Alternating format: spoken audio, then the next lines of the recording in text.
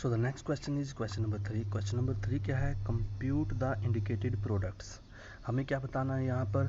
Products निकालने हैं। यहाँ पर कुछ एक मैट्रिसेस दी हुई हैं, जो मैट्रिसेस हैं उनका क्या निकालना है?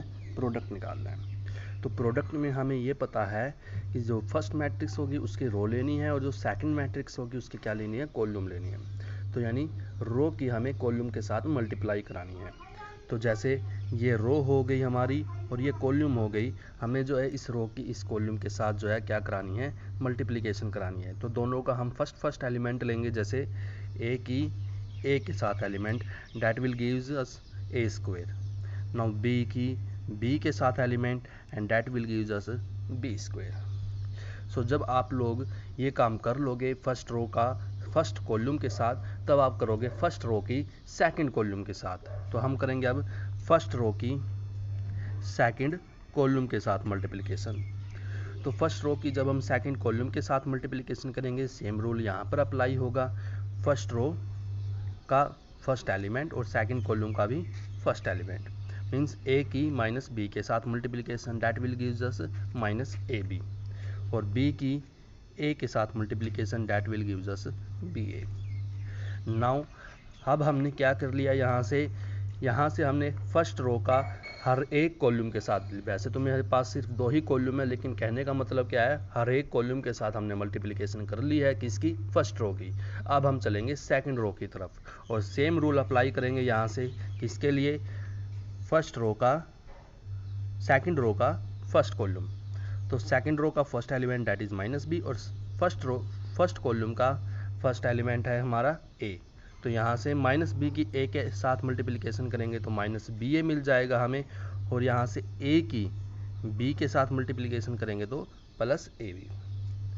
अब सेकंड रो और सेकंड कॉलम, तो ये हमारी सेकंड रो है और ये हो गई हमारी सेकंड कॉलम।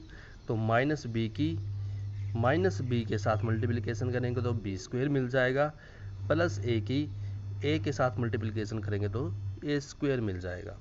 ठीक है, तो यहाँ से plus A B minus A B cancel, plus B A minus A B cancel, तो बस बचता क्या है यहाँ से? A square plus B square plus B square, और ये दोनों जीरो।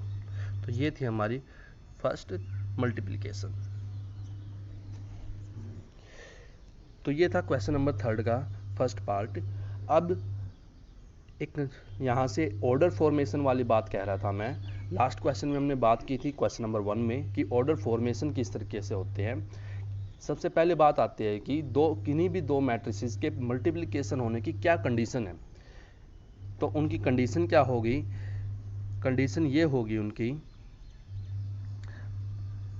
यहाँ से A1 इंटू बी, ये मान लीजिए आप लोगों की जो ये फर्स्ट मैट्रिक्स होती है वो उसका ऑर्डर है, और इंटू बी इंटू B1, ये मान लीजिए जो सेकंड मैट्रिक्स है उसका ऑर्डर है। कंडीशन ये होती है कि जब तक जो ये फर्स्ट मैट्रिक्स है इसकी नंबर ऑफ कॉलम्स और ये जो सेकंड मैट्रिक्स है इसकी नंबर ऑफ रोज, यानी फर्स्ट मैट्रिक्स की तो नंबर ऑफ कॉलम और सेकंड मैट्रिक्स की नंबर ऑफ रोज दोनों आपस में इक्वल नहीं होंगे, वहाँ पर मैट्रिक्स मल्टीप्लिकेशन पॉसिबल नहीं है। जैसे कि मैंने यहाँ पर दिखाया हुआ है, दोनों को मैंने बी से डिनोट किया हुआ है, इसलिए इसकी मैट्रिक्स मल्टीप्लिकेशन जो है यहाँ पर पॉसिबल है। क्यों? क्योंकि यहाँ पर फर्स्ट मैट्रिक्स की तो नंबर ऑफ कॉलम और सेकंड मैट्रिक्स की नंबर ऑफ रोज दोनों आपस में क्या है? इक्वल है। अब न्यू ऑर्डर क्या होता है? न्यू ऑर्डर होगा हमारा, जो नई मैट्रिक्स जो बनेगी उसका ऑर्डर क्या होगा? इसकी तो यहाँ से लेंगे हम नंबर ऑफ रोज यानी A1, और सेकंड मैट्रिक्स की लेंगे हम नंबर ऑफ कॉलम यानी B1। तो यहाँ से इसका न्यू ऑर्डर फॉर्मेशन कितना हो गया? यहाँ से A1 इंटू B1। तो ये था मैट्रिक्स मल्टीप्लिकेशन की कंडीशन और न्यू ऑर्डर फॉर्मेशन। तो अब इसको हम अप्लाई करेंगे हमारे सेकंड पार्ट में। सेकंड पार्ट क्या है? सबसे पहली बात तो इसका हम ऑर्डर बताएंगे। ये जो फर्स्ट मैट्रिक्स है इसका ऑर्डर क्या है? इसमें 3 रोज है,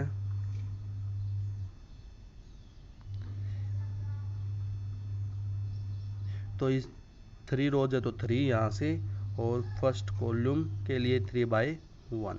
इसका ऑर्डर क्या है 3/1। और ये जो सेकंड मैट्रिक्स आप लोग देख रहे होंगे 2 3 4, इसका ऑर्डर कितना है, एक ही रो है तो 1 और 3 कॉलम है तो 1/3। ठीक है। अब मैट्रिक्स मल्टीप्लिकेशन पॉसिबल है यहाँ पर, क्योंकि इसका 1 और इसका 1 दोनों आपस में क्या हो गए, इक्वल हो गए। और न्यू ऑर्डर क्या होगा इसका फर्स्ट और इसका लास्ट। ठीक है, तो यानी कि 3/3। तो जो मैट्रिक्स नहीं बनेगी हमारी मल्टीप्लिकेशन कराने के बाद, उसका ऑर्डर कितना होगा 3/3। तो अब हम इसके मल्टीप्लिकेशन करने से पहले हमें पहले ही पता चल चुका है इसका ऑर्डर कितना बनना है, तो आप लोगों को ध्यान में रखना है ये न्यू ऑर्डर फॉर्मेशन के ऊपर भी। हम अब इसकी प्रोडक्ट कराते हैं, मल्टीप्लिकेशन कराते हैं। फर्स्ट रो यानी कि एक ही एलिमेंट है, first column means 2, 1 into 2 that is gives us 2। Again first row but second column, तो यहाँ से 1 into 3 3। Again first row and third column, यहाँ से 1 into 4 that is 4। अब second row and first column 2 into 2 4। अब second row और second column 2 into 3 6।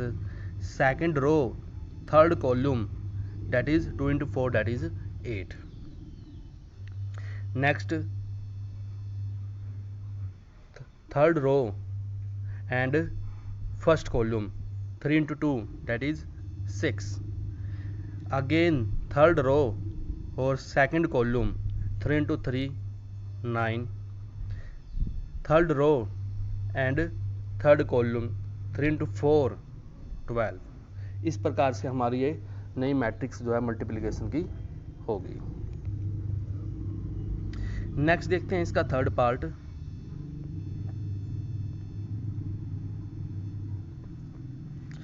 यहाँ पर भी दो मैट्रिक्स हैं, पहले हम इसका ऑर्डर ही देख लेते हैं। इस पहली मैट्रिक्स का ऑर्डर कितना है 2/2, क्योंकि दो ही रो है और दो ही कॉलम है। सेकंड मैट्रिक्स का ऑर्डर क्या है, यहाँ पर दो रो हैं और 3 कॉलम है तो 2/3 पॉसिबल है, क्योंकि लास्ट में यहाँ से ये 2 2 यहाँ से दोनों का इक्वल हुआ।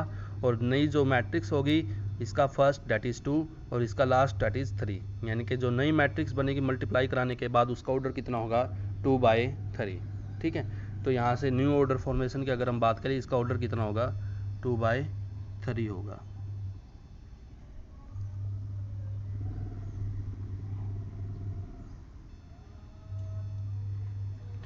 तो अब हम इसकी मल्टीप्लिकेशन करा लेते हैं।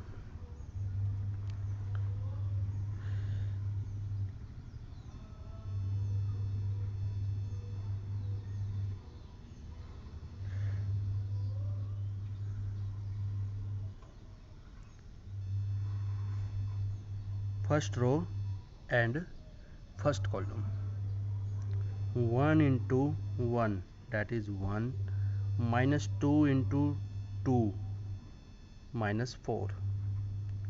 Next first row and second column, यहाँ से फर्स्ट रो हो गया और यहाँ से सेकंड कॉलम हो गया। यहाँ से 1 into 2 that is 2 minus 2 into 3 that is minus 6। Next first row and third column 1 into 3 that is 3 minus 2 into 1 that is minus 2। Next है second row and first column, यहाँ से 2 into 1 that is 2 3 into 2 that is 6। Next है second row और second column 2 into 2 that is 4 3 into 3 that is 9। Second row और third column 2 into 3 that is 6 3 into 1 that is 3। अब हम इन सब का addition करेंगे तो 1 minus 4 that is minus 3, 2 minus 6 that is minus 4, 3 minus 2 that is 1, 2 plus 6 that is 8, 4 + 9 that is 13, 6 + 9 that is 9, 6 + 3 that is 9। तो ये था इसका थर्ड पार्ट।